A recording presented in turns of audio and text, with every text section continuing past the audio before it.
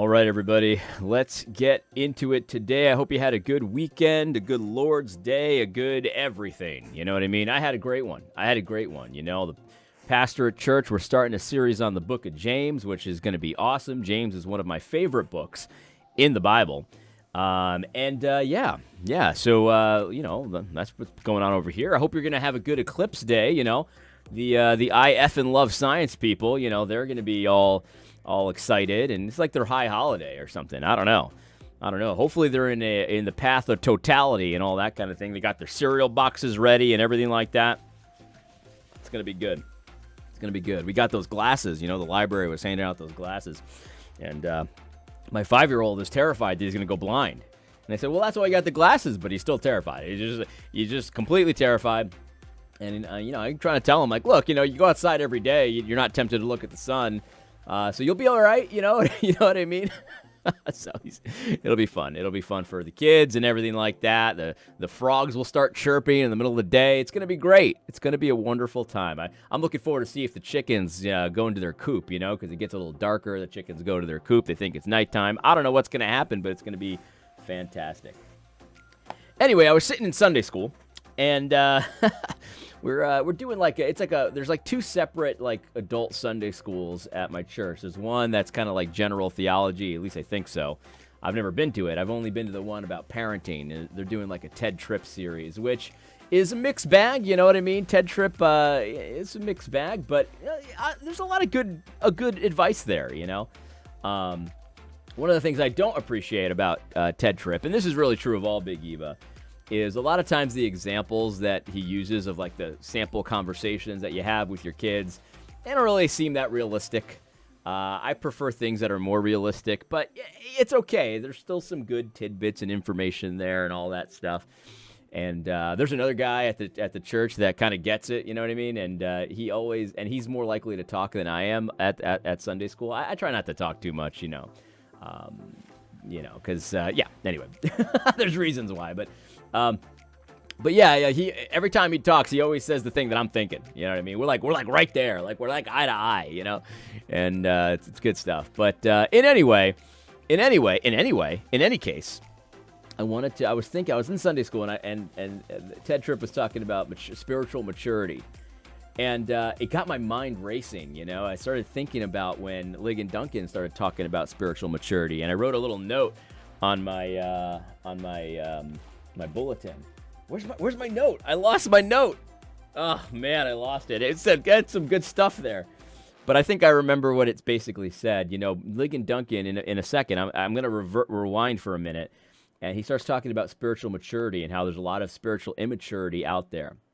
And then he kind of goes into some more explanation about things. And it really kind of, the way it presents is that what he thinks spiritual immaturity is really like optimism and action and zeal, you know, for God's law. Like he talks about like the theonomist and the abolitionist, and those are the ones that are spiritually immature because they think they can go out there and get something done. And they think they're so pure. I mean, he obviously shades it to make it seem negative. They think they're so pure, and they really think we can do it. You know what I mean? And it almost presents optimism as spiritual immaturity, and it presents pessimism and inaction and sort of this pious sort of sense of, you know, really what really matters is my own, you know, walk with the Lord, which is true, but it's like, if you're zealous and you think that we can actually do something in the public square and you're insisting that we should try, that's immature. So it's mature to be pessimistic, immature to be optimistic. It's mature if you don't think we could do anything good for the Lord in the civil realm in any possible world. That's maturity. But immaturity is thinking, no, we could actually make a difference. It's mature to be like, well, China thinks this is impractical, but it's immature to think, well, who cares what China thinks? We're in America. It's a very pathetic and weak and just sad view of what spiritual maturity is. And so I was gonna play that stuff, but I'm gonna skip it. We're gonna go back to right where we left off, where he's talking about, you know, no possible world and all that stuff. Let's just get into it. The Puritans would be proud. There you go. And so Same thing with Reconstructionism. You know, just like you were saying, friends from other countries look at this like talk to your Chinese friends. Yeah. How impractical is this? Yeah. How immature could you be? Talk to your Chinese friends. How immature could you possibly be spiritually? Your Chinese friends, they're mature. They get it. There's no possible world where we could have a civil governing authority that honors the Lord. No possible world. No possible world. That's spiritual maturity. Eternal pessimism until the Lord comes, and then you can be optimistic. That's the highlight of spiritual maturity to Ligon Duncan. In my opinion, that is totally immature, number one, but also it's despair. It's like spiritualizing despair. It's actually presenting despair as a good thing. And this is the thing too, like people get confused. Like you hear the word despair and you think of weeping and being downcast and just like, oh, the sky is falling. That's not the only way despair manifests. Despair also manifests in like an eternal pessimism. Nothing's ever going to work out. Nothing here's a good way to understand despair, right? It's like me as a Mets fan. It's like me as a Mets fan, or even just a New York, sports fan in general. Unless you're the Yankees or the Giants.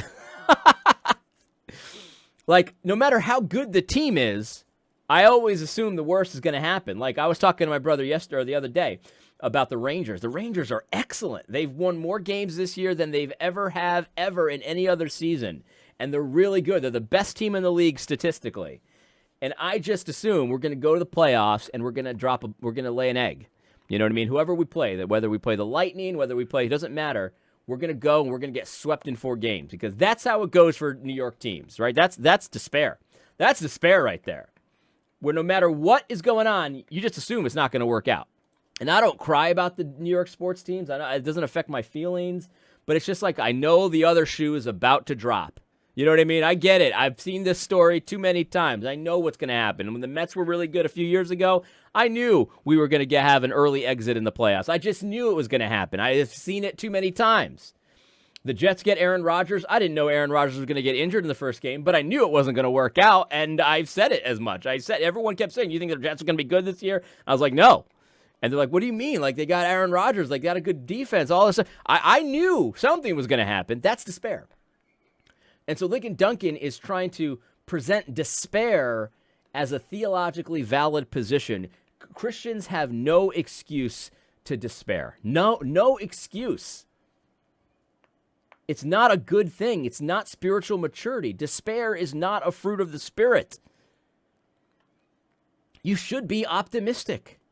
You should understand you have the Lord on your side. The Lord has done mighty works in the past, and He's the same Lord.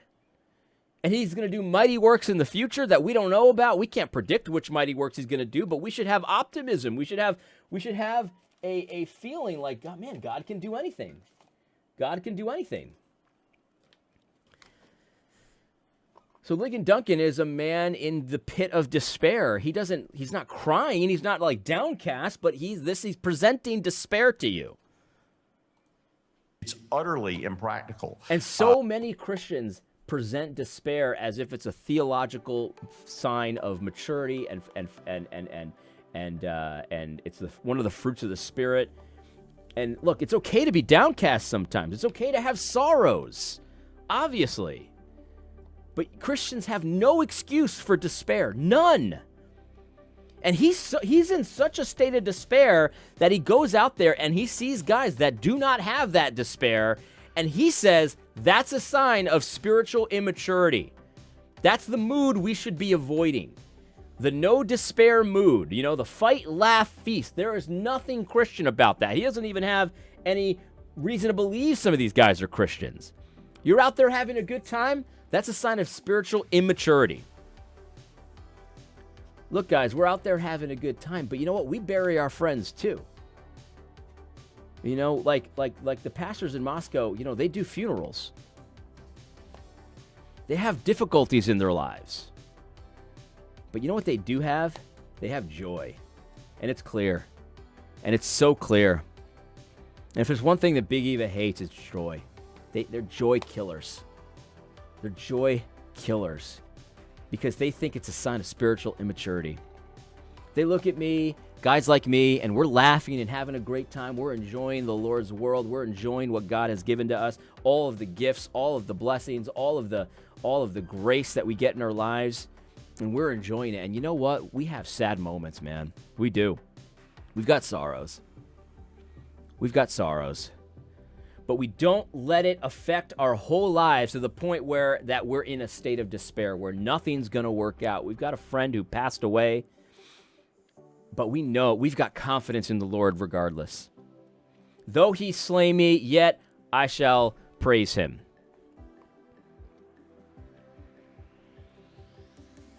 Despair's not good.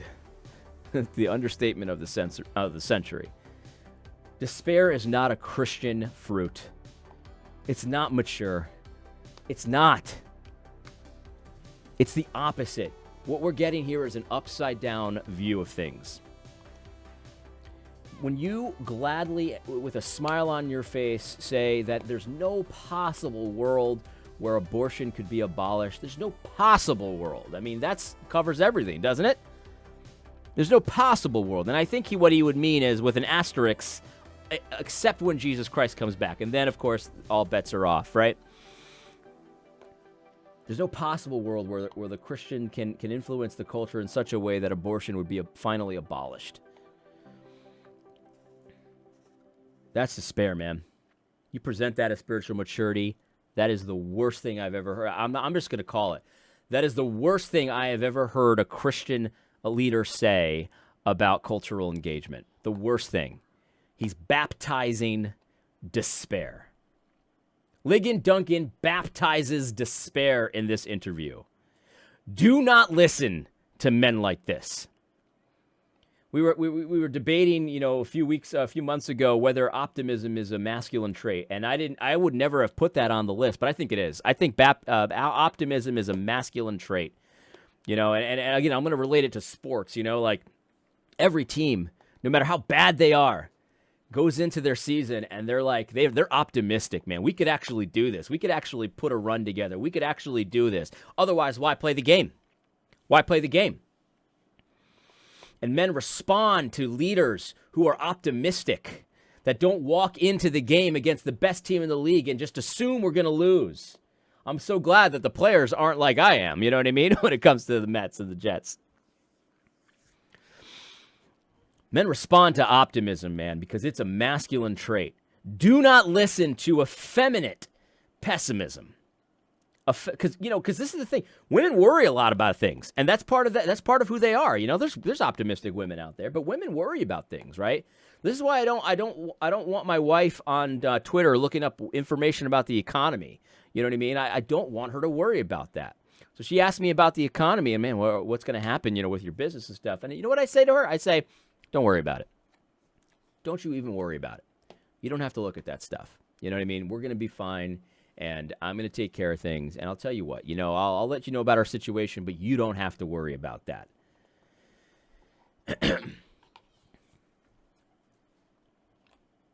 This is upside down stuff, man. Let's get into it. I'm taking too long. In most parts of the world, even think in these ways. And so, you can be really brave, and you can have these really strong opinions, and you can think you're really pure. Purity, bravery, strong opinions, all of that is a sign of spiritual immaturity in Ligon Duncan's upside down universe. You got to be despairing. You got to be despairing like me. And you're the one true believer in everyone's midst, and there's no possibility of this being implemented in any possible world. Yeah. And man, Ligon. I love Ligon. Yeah. I'll tell you right now. Sean DeMars thinks that when he thinks about discipling his men, who do they want him to emulate? He loves Ligon Duncan. Ligon Duncan is every single thing I do not want my children to grow up to be. Every single thing. If I think about what I want my children to be like, I want them to be the opposite of Ligon Duncan. The exact opposite. Ligon Duncan is the worst possible person you can ask, you can have your kids grow up to be. That doesn't mean everything Ligon Duncan believes is wrong. That's not what it means. But as a man, as a mood, as an attitude, Ligon Duncan is the absolute opposite of everything you should want your sons to grow up to be. Despair is not good, and Ligon Duncan is a man of despair. Says he has confidence in the Lord, does not act like it. In fact, he sees that, the zeal, the purity, all that stuff, he sees that as a sign of spiritual immaturity. What kind of twisted freaking world is that? That's one thing that's going on. Theologically, whatever happened to him who is with me is more than them. Those who are for us are more than are for them. Whatever happened to confidence in God? Whatever happened to it? Theonomic reconstructionism is not a reformed view. That's just, you will just not, they will go back and try and cite magisterial reformers, and they will cite them incorrectly. It is true that there was a shift in the 16th and 17th century Reformation in its views of church-state relations and its views of how the Ten Commandments were to be applied in society. And it is true that there was a shift from Britain to America in the Reformed community.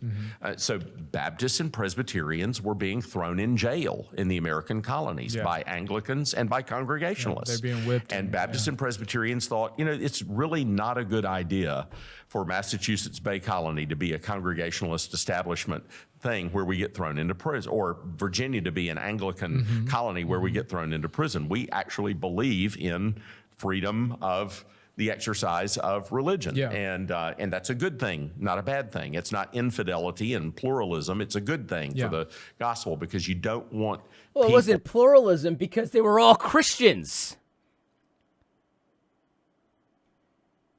He's not telling you the whole story. They were all Christians. And so it's not good for Christians to throw other Christians in jail because of a doctrinal disagreement. Yeah, that's not good. That has nothing to do with our current situation, but he wants you to think it does. He really wants you to think it does. He wants you to think it makes it wrong to reject the Satan statue in Iowa. That's not. We're talking about two different things here. But Ligon Duncan, he doesn't care. He doesn't care about that stuff. You know what I mean? He doesn't care. This is not the Room for Nuance podcast, after all. It would be awesome, because he knows a lot about magisterial reformation, right? It would be awesome to get a guy like this to actually engage with Stephen Wolf's material, right? It really would. But it's not approved, so he won't do it. Their conscience is forced in the most important area of all of life. And you've got all of the history of the religious wars behind that. And so there's a real sense in which Protestants invented religious freedom, and in America, Baptists and Presbyterians really forged the consensus that came about on religious freedom. And now you've got a group, sort of wanting to call that into question. Let's go back to monarchy. Let's go back to, to state-sponsored persecution, et cetera, et cetera. That's the way to be really faithful. And yeah. And look at that. Look at his face, man. It just disgusts me. It disgusts me. He's so proud of himself, but he's not telling you the whole story. He's not giving this its actual due. He's putting the caricature out. Yeah, we want some state-sponsored persecution. That's what we want. We need to bring that back. State-sponsored persecution. Who's actually saying that? Nobody. But look at his little smile here. Pursing his lips. Disgusting. It's absolutely disgusting what he's doing here. It's it's a shame. It's a shame that this is all we get. This is the kind of engagement that we typically get. We don't get real engagement. We get the caricature stuff. We get the Don Quixote stuff. That's what we get. We get that kind of stuff because that's what plays to his ignorant audience, just as ignorant as he is.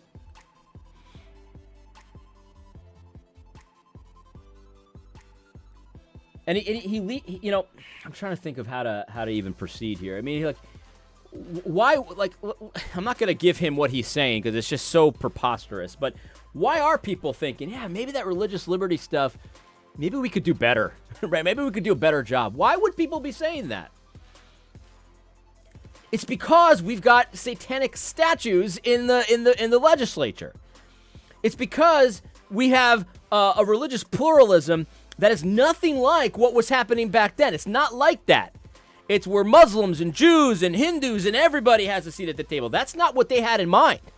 And so maybe we can go back and do better. Maybe we can go back and say, okay, we like the religious freedom as it was originally conceived, so let's put some bulwarks there. Let's put some extra stuff there so nobody gets the freaking wacko idea that what we meant was we should have Satan statues in Iowa. Let's go back and fortify that a little bit. No. That's too optimistic. That can't happen in any possible world. What are you guys? You guys are crazy. You guys are immature spiritually. Disgusting. It's very childish to me. It also feels... It's very childish for a man of despair. A man in the grips, in the depths, in the pit of despair. That's Ligon Duncan in a nutshell. Totally demoralized, totally despairing, and it's immature to think we could do anything positive, anything differently than what we have right now. If you think we could do things differently and maybe have a better outcome, you are spiritually immature and childish. And then Sean DeMar's there. Oh yeah, totally, man, yeah. Unreal. It feels like a visceral response. America, this thing that we've loved for so long, that we've felt in control of, we're losing that. There he is, closing we're his eyes terrified. again. And listen, I get it. I don't want Drag Queen Story Hour any more than you do. Yeah. Actually, you do. Actually, yes, you do, Sean DeMars. You want Drag Queen Story Hour more than I do. Now, I'm not saying you want it, but you don't not want it enough. That's as simple as that. So don't tell me that you're against Drag Queen Story Hour as much as I am. That is not true. You are lying. You might like to think that about yourself, but you're not. That's not the way it is. You're more okay with let me say it this way. You're more okay with Drag Queen Story Hour than I am. Much more.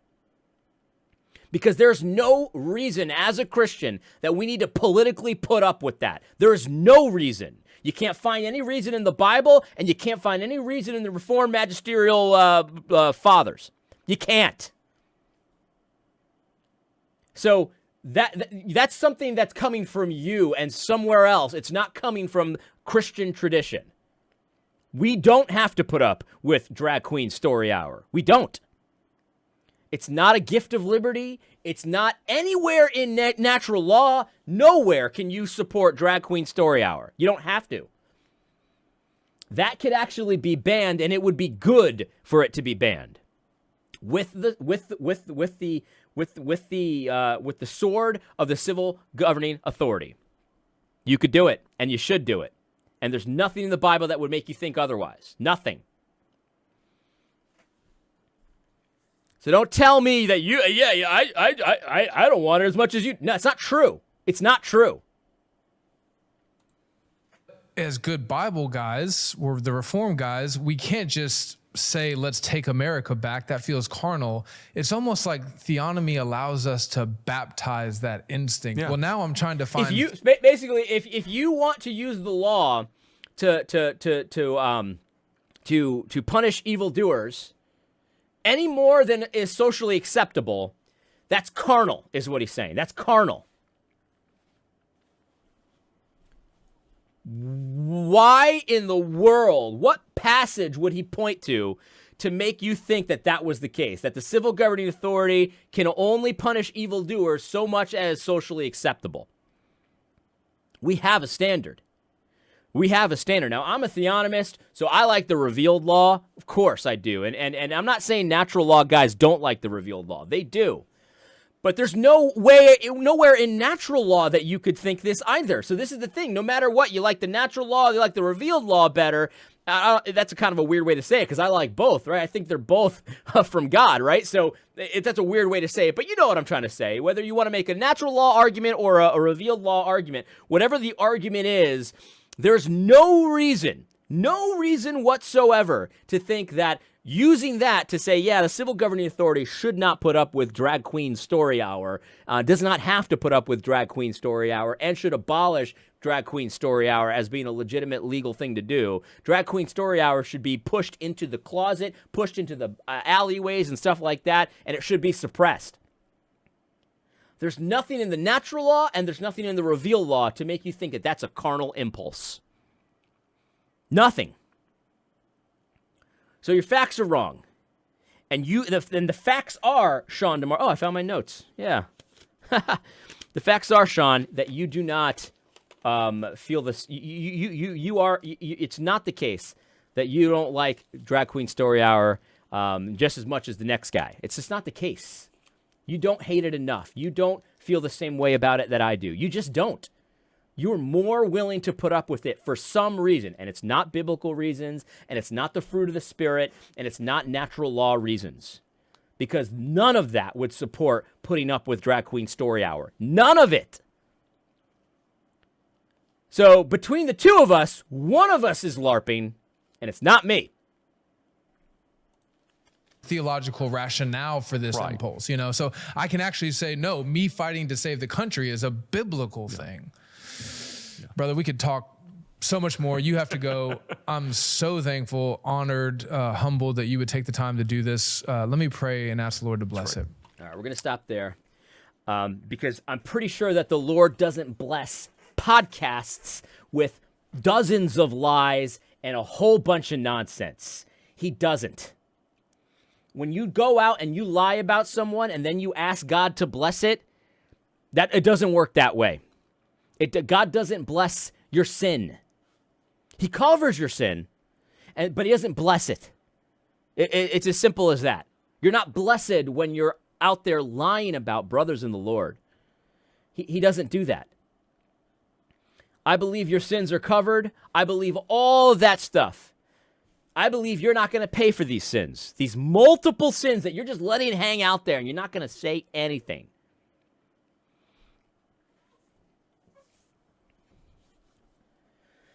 Anyway, I think I made my point, and I think that's the last episode on this podcast because I'm not going to argue with their prayers. Now, here's the thing. Sean DeMars, Ligon Duncan, believe they're believers. I believe that they've massively sinned here, and I believe they have a massive opportunity to repent of these sins. They don't have to agree with us on Drag Queen Story Hour. They don't have to love Doug Wilson. They don't have to love me. They don't have to like our mood or approve of it. They don't have to do any of that stuff, right? But they do have to apologize. They need to. Because we misrepresented things. We lied by omission. We lied directly. We didn't tell you the whole story. We made it seem like Doug and Moscow is a certain way, and I believe that they do, err in that way sometimes, but they're not. I didn't tell you everything. I didn't, and that was wrong. I shouldn't have done that. I know better. That would be so helpful to the church, and I think most of us would forgive them instantly. I would never mention it again.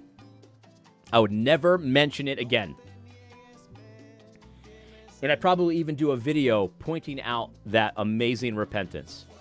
I would do a video praising it. That's what I would do. You have such an opportunity here. You don't have to like me. You don't have to like my style. You don't have to. You have an opportunity. And I think it would do the church a whole lot of good to see that humility, to see that wonderful grace that you guys are so proudly proclaiming all the time. It would be so awesome to see. And I'll be honest, I'm not holding my breath. I don't think any of you should hold your breath because you will die. You will die of asphyxiation if you hold your breath. A real shame, guys. A real shame. In any case, I guess that's it. Sean DeMars, my email's open. You can hit me up at ad@adrobles.com if you have anything to say for yourself. Glad to come on the show again. I'll come on the show again, but I will warn you that this time around, I will record it myself as well so that we can't get any of those shenanigans that happened the first time I was on your show. I'm not expecting any invitations, I'll tell you that. They don't have room. They don't have nuance for a guy like me. Anyway, I hope you enjoyed this Ligon Duncan review, and we're going to move on to something else. I got a few ideas from people that look pretty juicy, look pretty good, and we're going to have a great time. So hope you found this video helpful. God bless.